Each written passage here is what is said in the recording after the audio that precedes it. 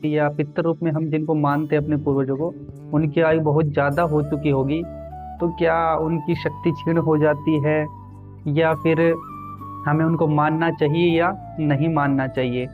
तो इस प्रकार से उनका प्रश्न था। तो आज हमें उसके बारे में एक मिला पढ़ने के लिए, तो मैं आप लोगों के साथ शेयर कर रहा हूँ।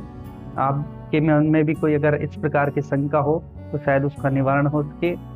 क्योंकि लिंग पुराण के अंदर ये बताया गया है कि जो पितरों की आयु है वो किस प्रकार से बढ़ती है, या पितरों की आयु का जो मान है वो कितना बताया गया है।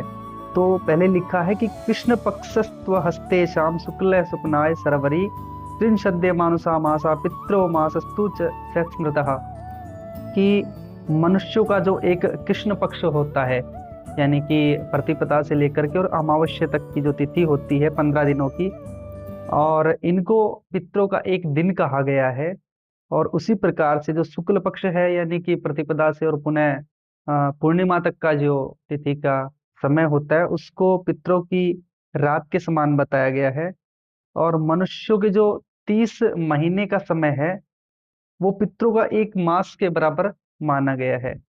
यानी जो 15 दिन का कृष्ण पक्ष है वो दिन बताया गया है पितरों का, और जो शुक्ल पक्ष होता है वो पितरों के लिए रात बताई गई है।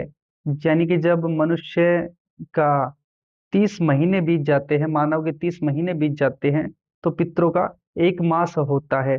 उसी प्रकार से कहा है कि शतानि त्रीणि मासानां षष्टचाप्याधिकानि वै पितृ संवत्सरो येष मानुषेण विभाव्यते। कि मनुष्य के जब 360 महीनों का समय वो बीत जाता है तो पितरों का एक संवत्सर, एक वर्ष माना गया है। यानी कि मनुष्य के जब 360 महीने व्यतीत हो जाते हैं तो पितरों का एक वर्ष होता है।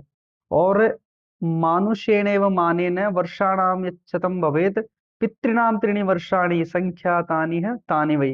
यानी मानवीय मान से संध्या या संध्या सहित जो 100 वर्ष होते हैं, मानव के जो 100 वर्ष बीत जाते हैं, तब पितरों के 3 वर्ष बीतते हैं।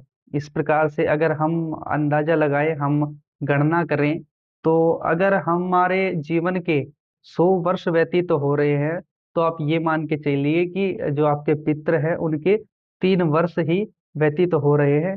तो इस प्रकार से आप भी आ, गणना कर सकते हैं। आप भी समझ सकते हैं कि किस प्रकार से आपके जो पितृ है उनकी क्या आयु होगी, और वो किस प्रकार से उनकी आयु बढ़ रही होगी।